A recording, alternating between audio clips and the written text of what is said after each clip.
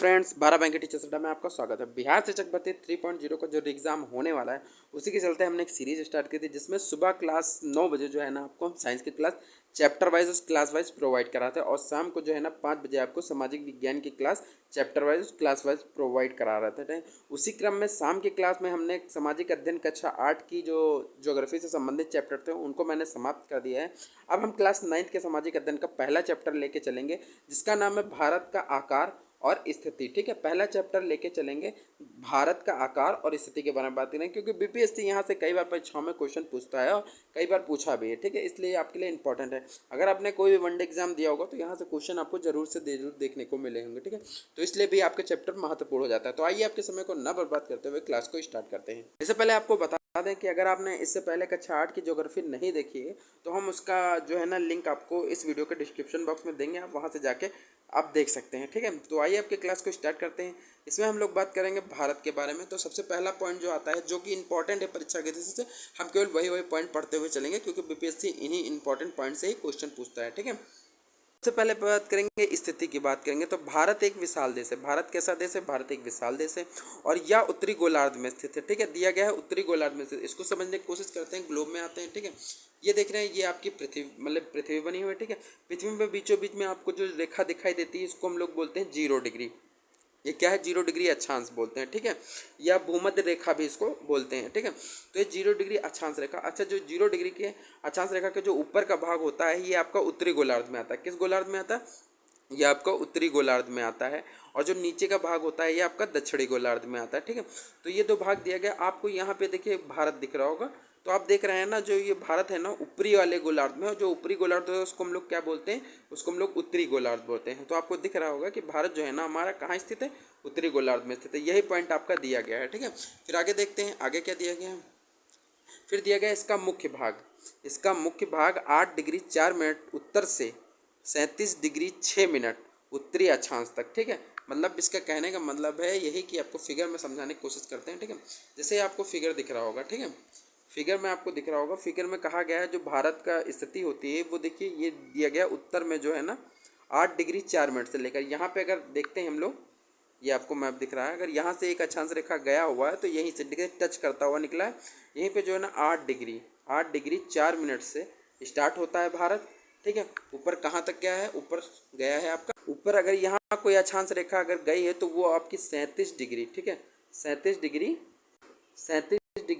6 minute. ठीक है, 37 degree 6 minute के बीच में स्थित है। ठीक है, ये जो नीचे वाली रेखा है ये आपकी है 8 डिग्री 4 मिनट। ठीक है, और जो ऊपर की रेखा है आपका ये आपके 37 डिग्री 6 मिनट। ठीक है, 37 डिग्री 6 मिनट उत्तरी अक्षांश पे जो है ना भारत की स्थिति खड़े खड़े देखते हैं तो ऐसे में स्थित है। ठीक है, फिर देखते हैं, फिर आगे आता है तथा 68 डिग्री 7 मिनट पूर्व से लेकर के 97 डिग्री 25 मिनट पूर्वी तक स्थित है। ठीक है, अब यहाँ बात ये आपको फिगर में दिखाते हैं 68 डिग्री 7 मिनट से लेकर के। ठीक है, तो अगर आप ये देख रहे हैं ये आपका भारत है। ठीक है,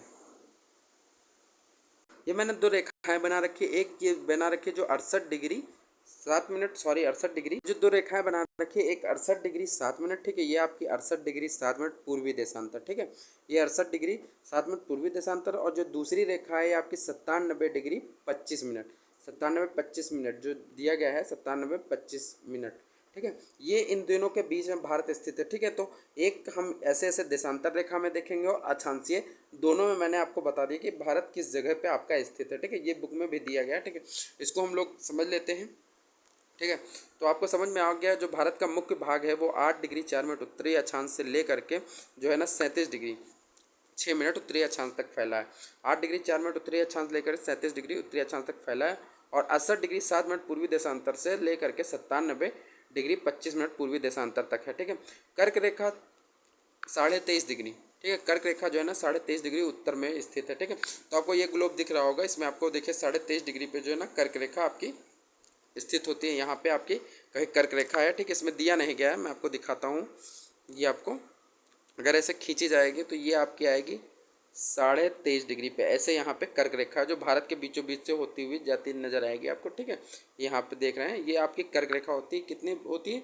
23.5 डिग्री पे, 23.5 डिग्री उत्तर में देश को। ठीक है, देश मतलब भारत की बात कर रहे हैं यहाँ पे, भारत को लगभग दो बराबर भागों को बांटती है। भारत को लगभग दो बराबर भागों में बांटती है और मुख्य भूभाग के दक्षिण पूर्व में अंडमान और निकोबार द्वीप समूह, बंगाल की खाड़ी में तथा दक्षिण पश्चिम में लक्षद्वीप समूह तथा अरब सागर में स्थित है। अपनी एटलस की सहायता से इन द्वीपों को समूह को विस्तार कीजिए। ठीक है, तो कहने का मतलब है भारत के मुख्य भूभाग में जो है ना दक्षिण पूरब में, अगर दक्षिण पूरब की बात करते हैं तो देखिए ये आपका भारत है, तो दक्षिण पूरब का एरिया आता है, ये आपका दक्षिण पूरब है। यहाँ पे आपका अंडमान निकोबार पड़ेगा और जब यहाँ आएंगे पश्चिम पश्चिम जाएंगे, दक्षिण पश्चिम में जाएंगे तो यहाँ पे आपको लक्षद्वीप समूह पड़ेगा। ठीक है, ये आपका लोकेशन उसमें दिया गया है। ठीक है, तो दोनों आप जान लेंगे।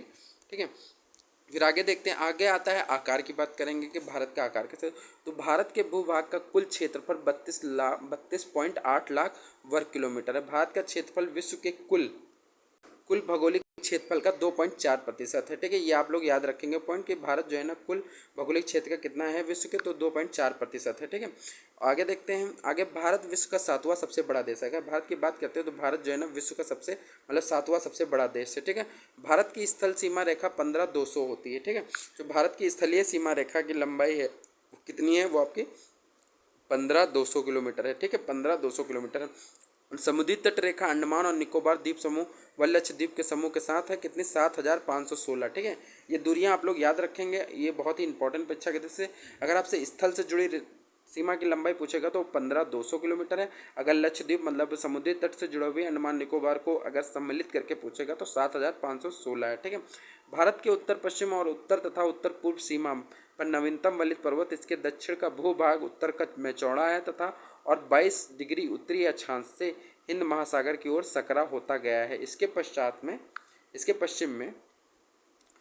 पश्चिम में अरब सागर तथा पूर्व में बंगाल की खाड़ी स्थित है। ठीक है, चित्र 1.3 में देखिए कि अक्षांश और देशांतर रेखाओं का विस्तार लगभग 30 डिग्री है, परंतु फिर भी पूर्व पश्चिम का विस्तार उत्तरी दक्षिण के विस्तार की अपेक्षा कम प्रतीत होता है। गुजरात से अरुणाचल प्रदेश के स्थानीय सीमा में 2 घंटे का अंतर। ठीक है, ये इंपॉर्टेंट पॉइंट है, ये आप लोग लिखेंगे। गुजरात से लेकर के अरुणाचल प्रदेश के जो स्थानीय समय का है उनके बीच में अंतर क्या होता है, 2 घंटे का अंतर होता है। जैसे आपका ये दिख रहा होगा, ये आपका अगर हम भारत बना देते हैं ऐसे, ये आपका भारत है। ठीक है, आपको मैं दिखाता हूँ अभी, जैसे ये आपका भारत है। ठीक है, अगर ऐसे से जाएंगे, ठीक है, तो ये आपका भारत है आता है, ये आपका भारत है। ठीक है, तो आप देख रहे होंगे जो ये आपका यहाँ पे गुजरात पड़ता है। ठीक है, ये आपका गुजरात पड़ता है और यहाँ पे जो आपका अरुणाचल प्रदेश, इस ओर से इस ओर तक के बीच का जो अंतर की बात कर रहा है वही आपसे क्वेश्चन पूछा गया है कि बताइए गुजरात से अरुणाचल प्रदेश के मतलब गुजरात से अरुणाचल प्रदेश के बीच की जो दूरी मतलब के स्थानीय समय में कितना अंतर होता है, तो स्थानीय समय में 2 घंटे का अंतर होता है। ठीक है, यहाँ से यहाँ तक के बीच में जो अंतर होता है वो आपको 2 समय का अंतर देखने को मिलेगा। फिर नेक्स्ट आता है अतः 82 डिग्री 30 मिनट पूर्वी देशांतर रेखा को भारत का मानक समय माना गया है। ठीक है, जो कि उत्तर प्रदेश के मिर्ज़ापुर से गुजरता है। ठीक है, तो जो भारत का मानक समय निर्धारण किया गया है वो कहाँ से किया गया है, वो किया गया 82.5 डिग्री पूर्वी देशांतर रेखा से किया गया है और यह जो है ना उत्तर प्रदेश के मिर्ज़ापुर से होकर गुजरता है। ठीक है, अक्षांश का प्रभाव दक्षिण से उत्तर की ओर दिन और रात अवधि में पड़ता है। ठीक है, ये आपका दिया गया है।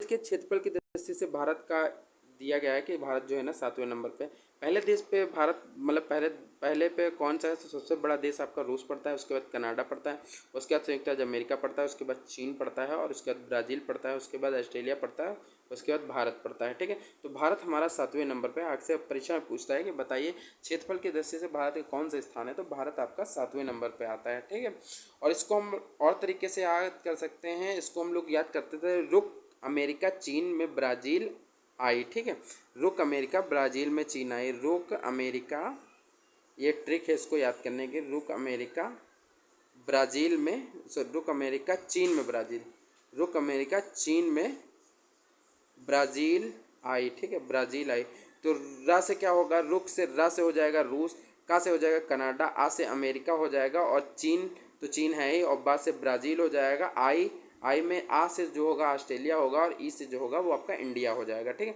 तो ये एक ट्रिक है याद करने की, आप इजीली इसको इस ट्रिक से याद कर सकते हैं। ठीक है, तो ट्रिक क्या है आपकी, रुक अमेरिका चीन में ब्राज़ील आई। ठीक है, तो रा से रूस हो जाएगा, का से आपका कनाडा हो जाएगा, अमेरिका तो है ही, चा से चीन हो जाएगा और बा से ब्राज़ील हो जाएगा, आई में आ जो है वो ऑस्ट्रेलिया को डिनोट करता है और जो आई है वो आपका इंडिया को डिनोट करता है। तो इस क्रम में आप इसको इजीली याद रख सकते हैं। आपको फिगर दिख रहा होगा, पूरा फिगर इसमें आ नहीं रहा है, मैं आपको दिखा नहीं पा रहा हूँ, ठीक है।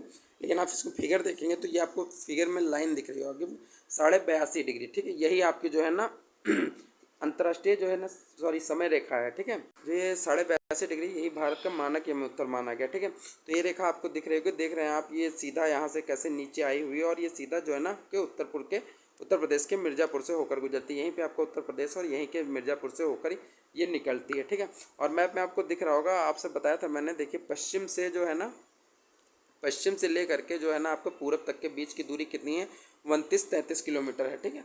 और उत्तर से दक्षिण के बीच, यहाँ ऊपर से लेके चलेंगे, अगर उत्तर से हम चलते हैं, ठीक है, और नीचे तक आते हैं, यहाँ दक्षिण तक आते हैं, तो इसके बीच जो लंबाई है आपकी कितनी है भारत की, 32-14 किलोमीटर, ठीक है, इसकी दूरी दी गई है, ठीक है। तो ये सब इंपॉर्टेंट पॉइंट है, इनको आप लोग याद रखेंगे, ठीक है, क्योंकि यहाँ से परीक्षा में कई बार क्वेश्चन देखने को मिलता है। नेक्स्ट पॉइंट आता है भारत के पड़ोसी देश। भारत के दक्षिण एशिया में एक महत्वपूर्ण स्थान है।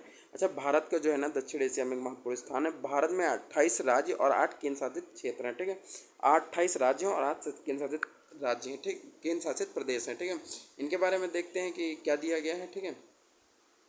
और भारत की भूमि की सीमाएं उत्तर पश्चिम में पाकिस्तान और अफगानिस्तान के साथ तथा उत्तर में चीन, तिब्बत, नेपाल और भूटान के साथ तथा पूर्व में म्यांमार और बांग्लादेश के साथ मिलती हैं, ठीक है। दक्षिण में समुद्र पार हमारे पड़ोसी दो देश द्वीप हैं, ठीक है, जिसमें श्रीलंका आता, मालदीव आता। भारत और श्रीलंका के बीच छोटी समुद्री रास्ता पाक जल संधि तथा मन्नार की खाड़ी है। मालदीव लक्षद्वीप समूह के दक्षिण में स्थित है। अपने पड़ोसी देशों के साथ भारत के भौगोलिक एवं ऐतिहासिक संबंध बहुत अच्छे रहे हैं। अपने एटलस में एशिया के मानचित्र में देखा कि भारत कैसे अलग दिखाई देता है, ठीक है। तो ये आपको दिख रहा होगा। कुछ इंपॉर्टेंट पॉइंट्स है, एक देखिए यहाँ पे एक इंपॉर्टेंट, क्या आप जानते हैं, इसके बारे में पढ़ लेते हैं। सन 1947 में पूर्व भारत के 2 प्रकार के राज्य थे, एक प्रांत था, एक रियासत था, ठीक है। तो वायसराय द्वारा नियुक्त अंग्रेज अधिकारी प्रांतों पर शासन करते थे और रियासतों का शासन स्थानीय शासकों द्वारा पैतृकता के आधार पर जो है ना अंग्रेजी शासकों के प्रभुसत्ता मानकर स्वायत्त से किया जाता था, ठीक है। कहने का मतलब ये है कि जो मतलब 2 भागों में जो बटा हुआ था, पहला आपका बटा हुआ था प्रांत में और दूसरा जो आपका रियायत में बटा था।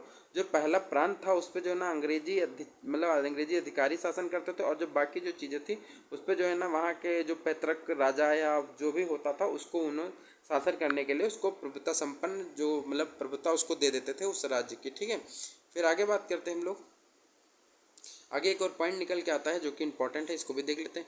स्कूल भुवन एक पोर्टल है। स्कूल भुवन एक पोर्टल है जो देश के प्राकृतिक संसाधनों, पर्यावरण एवं सतत विकास में उनकी भूमिका के बारे में छात्रों के बीच जागरूकता लाने के लिए मानचित्र आधारित शिक्षा प्रदान करता है। यह एनसीईआरटी पाठ्यक्रम के आधार पर भुवन एनसीईआरटी तथा इसरो के पहल के माध्यमिक स्तर से संबंधित भारत के विभिन्न मानचित्रों को देख सकते हैं, ठीक है। कहने का मतलब जो आपको ये लिंक दिया गया है यहाँ से आप भारत के मानचित्रों को देख सकते हैं, आपके लिए इंपॉर्टेंट नहीं है, ठीक है, इसको आप छोड़ देंगे, ठीक है। आगे देखते हैं हम लोग। आगे में तो आपका देखिए सब खत्म हो गया है, इसमें कुछ अभ्यास प्रश्न दिए गए हैं, इनको हम लोग चाहें तो प्रैक्टिस कर सकते हैं। इसमें दिया गया कर्क रेखा, आपका पहला क्वेश्चन जो दिया गया, कर्क रेखा किस राज्य से नहीं गुजरती, आपको बताना है। तो आप लोगों ने पढ़ रखा होगा कि कर्क रेखा कहाँ से नहीं गुजरती है। आपने अगर पढ़ रखा होगा तो आपको पता होगा, ठीक है। राजस्थान से आपका जो है ना कर्क रेखा नहीं गुजरती। आपका मित्र पर लोचा झा, सॉरी, इसका आंसर जो होगा आपका राइट, उड़ीसा से, ठीक है। राजस्थान से गुजरती है, छत्तीसगढ़ से गुजरती है, त्रिपुरा से गुजरती है, ठीक है। कहाँ से नहीं गुजरती है, तो आपका उड़ीसा राज्य से आपकी जो है ना कर्क रेखा नहीं गुजरती है, ठीक है। ये आपको हम मैप में भी दिखा देंगे कि कैसे कर्क रेखा गुजरी। देखिए आपको, देखिए पहला राज्य आपको गुजरात दिख रहा है, यहाँ से कर्क रेखा जाती है, ठीक है।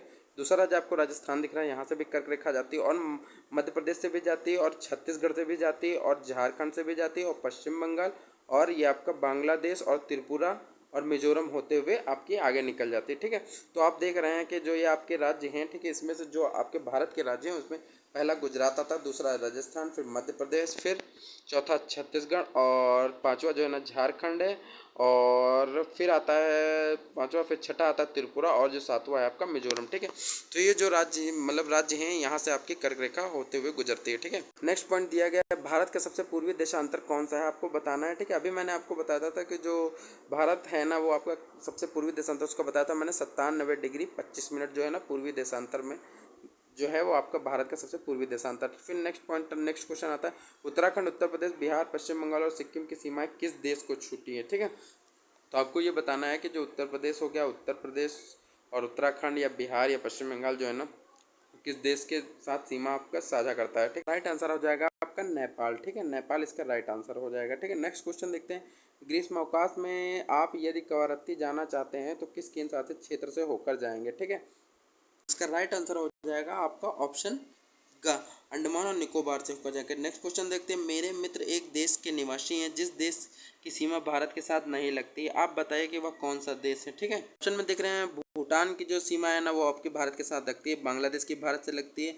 नेपाल की भी लगती है, एक यही ऑप्शन आपका बचता है, कौन सा, तजाकिस्तान। ठीक है, तजाकिस्तान जो है ना, इसकी सीमा जो है ना भारत से नहीं लगती, यही आपका राइट आंसर हो जाएगा। ठीक है, तो आपका राइट आंसर क्या हो जाएगा, तजाकिस्तान। ठीक है, तो ये आज का हमारा चैप्टर था, पूरा चैप्टर मैंने पढ़ा दिया है भारत के आकार और स्थिति के बारे में। ठीक है, इसमें जो जो इंपॉर्टेंट पॉइंट थे वो मैंने आपको पढ़ा दिया है। ठीक है, तो आज की क्लास में इतना ही। अगर आपको हमारी क्लास अच्छी लगे तो हमारे क्लास को लाइक करिएगा। ठीक है, और अगर हम चैनल पर नए हैं तो हमारे चैनल को सब्सक्राइब करिएगा। तो कल मिलते हैं दूसरी क्लास के साथ, क्लास 9 के दूसरी क्लास के साथ, सामाजिक अध्ययन की। आज के लिए इतना है, धन्यवाद।